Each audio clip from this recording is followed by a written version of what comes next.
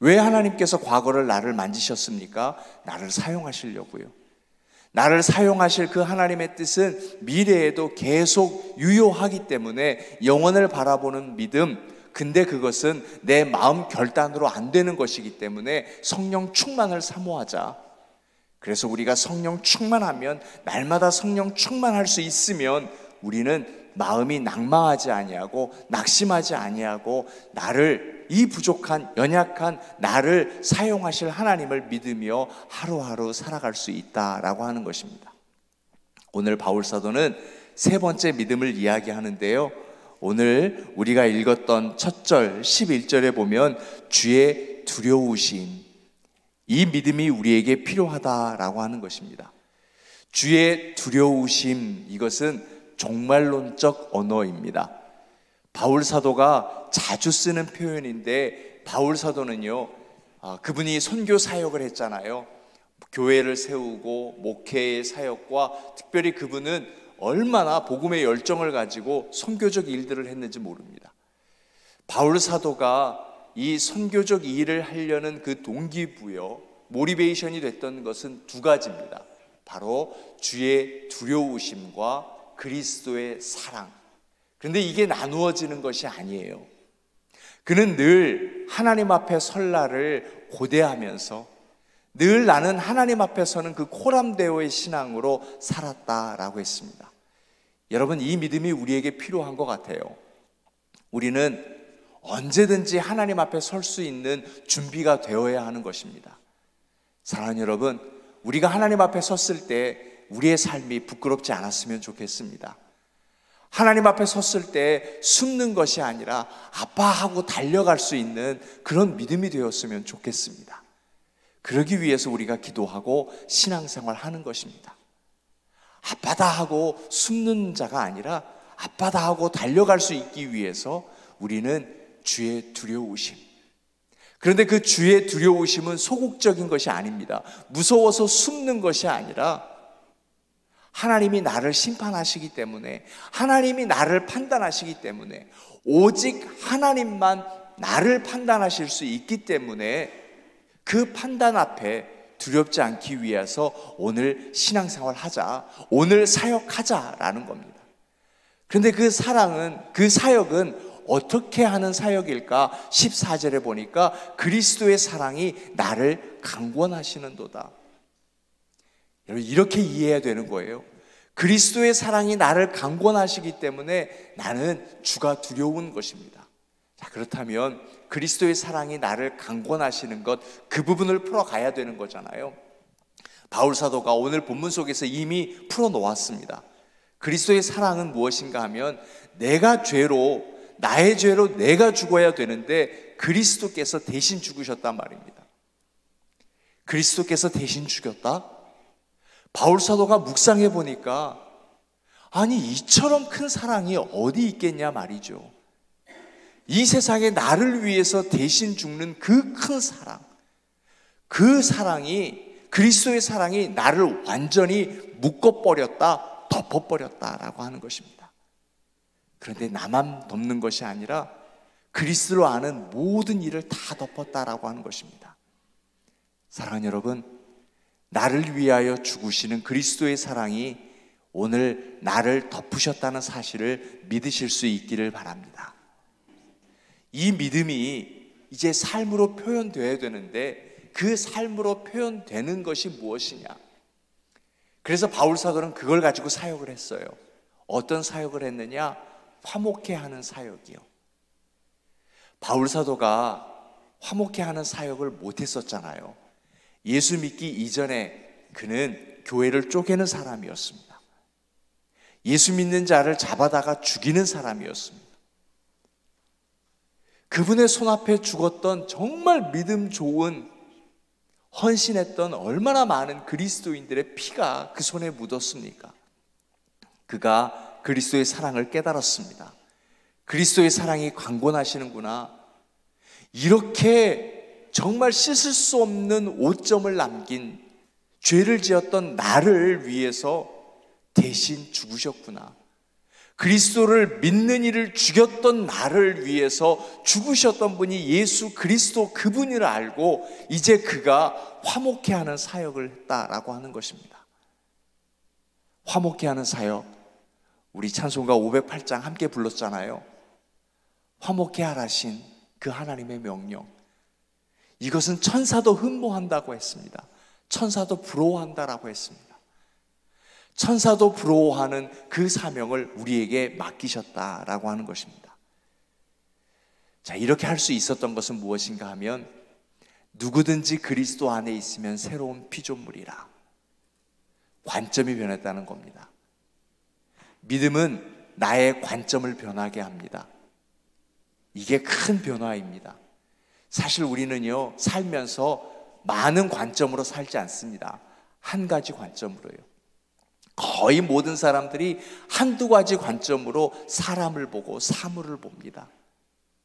그렇기 때문에 우리는 늘 다툼이 있고 갈등이 생기는 겁니다.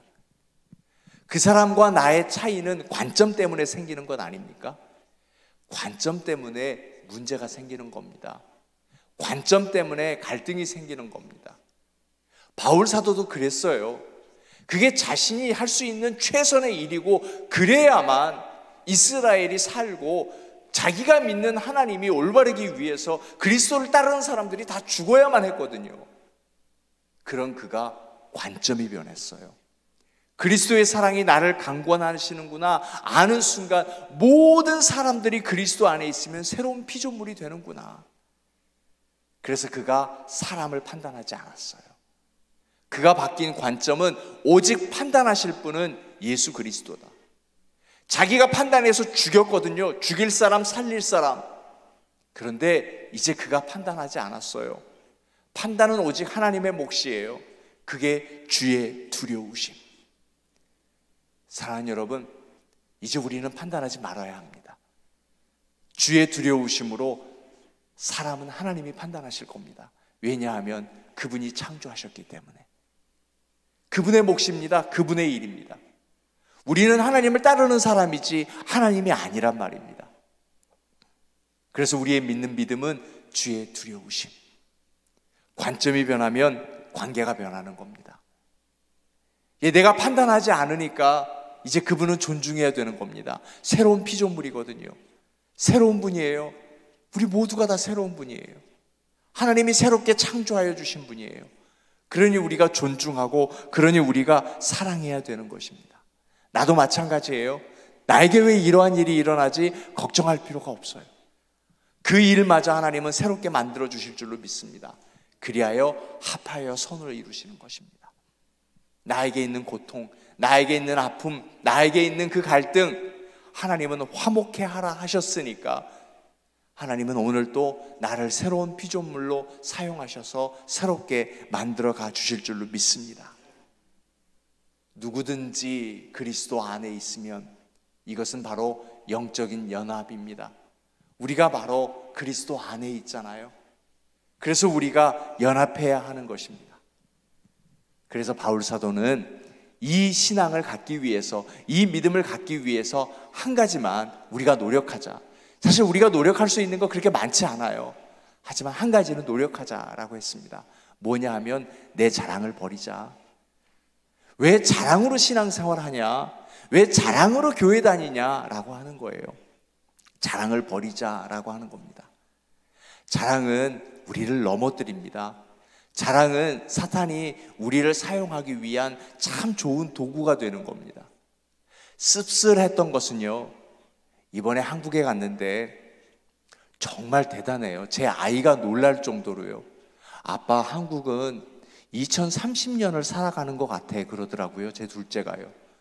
아무튼 아이의 눈에 보기에도 한국은 어마어마하게 발전했어요. 그걸 제 아이가 말하면 참 좋은데 제가 만나는 모든 사람이 제가 온 미국을 촌사람 취급하고요, 자기네들이 살아온 한국이 어찌나 얼마나 우리가 노력해서 이만큼 올려놨는지 그거 우리가 알아요. 그래서 미국에서도 우리 자긍심을 갖고 있잖아요. 한국을 축복하고. 사실 속으로 그랬어요. 우리가 얼마나 기도했는데 지네들은 모르면서. 자기들이 해낸 일이라고 생각해요. 누가 이만큼 해냈냐고 세상이 칭찬하니까 자기의 자랑이 돼버렸어요. 자랑이 있다 보면은요, 조심해야 될 것이 있더라고요. 자랑 뒤에는 차별이 생겨요. 그 엄청난 발전 뒤에 그 발전을 따라가지 못한 차별이 있더라고요. 저 같은 외국인이 가서 어떻게 해야 되는지 모르겠어요. 차별이 생기고요. 또 저희 어머니 같은 노년에 있는 분들이 어떻게 그것들을 이용해야 되는지 모르시겠더라고요. 저희 어머니 얘기합니다. 나는 한국에 살지만 한국 사람이 아니야. 도통 모르겠다고. 얼마나 빨리 앞서가 버리는지. 그냥 다 바뀌니까 도어벨을 바꿨는데요, 자꾸 도어벨 넘버가 생각이 안 나신다는 거예요. 열쇠가 좋아. 왜 자꾸 도어벨로 바꿔? 예, 그분 입장에서는 그렇게 말씀하실 수 있어요. 자랑 뒤에는 차별이 나요.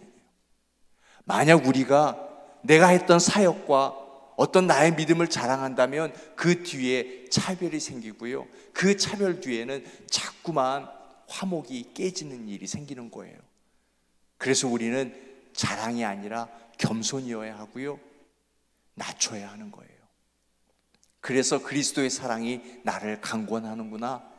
여기서 바울 사도가 얘기하는 것은요, 러브 오브 크라이스트가 아니라 그리스도의 사랑이란 내가 할 수 있는 가장 작은 일이에요. 바울은 그렇게 표현했어요. 그러면 우리가 화목해 하는 일은 뭘까요? 내가 할 수 있는 가장 작은 일을 하는 거예요. 큰 일을 하려고 하는 거 아니에요. 자, 오늘 우리 기도하십시다. 하나님, 내가 한미교회에서 할 수 있는 가장 작은 일, 그 일 하게 해주세요. 그것이 그리스도의 사랑이 나를 강권하는 것이고요, 그것이 화목해 하는 일이에요. 여러분, 오늘 결단하시죠. 저와 함께 결단하시죠. 이제 이 한미교회에서 여러분이 하실 수 있는 가장 작은 일 하시겠습니까? 저는 그것이 새벽기도가 되었으면 좋겠습니다. 우리 그 일로 교회를 세우고 이 나라를, 고국을 복되게 할 수 있는 일이에요. 그것이 화목해 하는 일이에요. 새벽기도만큼 화목해 할 수 있는 일이 없어요. 그런 새벽의 부흥이 우리의 가장 작은 일을 통하여서 이루어질 수 있기를 주님의 이름으로 축원하여 드립니다. 우리 이 말씀 붙들고 기도하겠습니다. 하나님, 화목해 하는 교회, 우리 손교회와 동산이 화목해 하는 사역을 하게 해주세요. 그리고 아프신 분들에게 하나님, 주의 성령이 임하여서 오늘 치유함을 주시고 내일 주일 예배에 나올 수 있게 하여 주옵소서. 주일 예배를 위해서 기도합니다. 1부, 2부, 그리고 어린이 주일학교 모든 예배가, EM 예배가 성령 충만한 예배, 그리고 새로 만날 얼굴들을 기대합니다. 누구일지 모르겠지만 혹 그분이 상처 속에 왔더라도 그 상처가 치유되게 하시고, 두려움 속에 왔더라도 이 교회가 아주 편안한 교회가 될 수 있도록 해달라고 우리 다 같이 오늘 통성으로 기도하겠습니다.